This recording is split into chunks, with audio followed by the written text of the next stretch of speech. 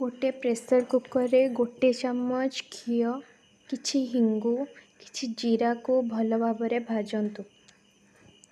एई recipe को छोटरू बड़ पर्यंत कौनसी भी व्यक्ति सुस्थ थिबा समय रे किंबा असुस्थ थिबा समय रे खाई परिबे। हाँ, जो माने वेट लॉस पाई चेष्टा करछंती ताहले सेमानक पाई भी एटा गोटे हेल्दी रेसिपी अटे। तापरे किछि पियाज को भल भाबरे काटी पकांतु। पियाज भल भाबरे भाजी हे गला परे किछि बीट गाजर कैप्सिकम को फाइन चॉप करी पियाज ऊपर पकांतु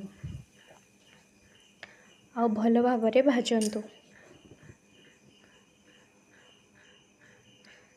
तापरे गोटे चामच दलिया को सेठी पकेकी पुणी भल भाबरे भाजंतु।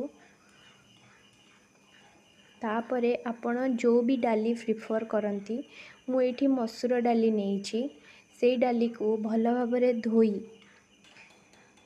दलिया ऊपर पकांतु। तापरे आवश्यक परिमाणर लूण हळदी पकेकी पुणी आउ थरे भल भाबरे भाजंतु।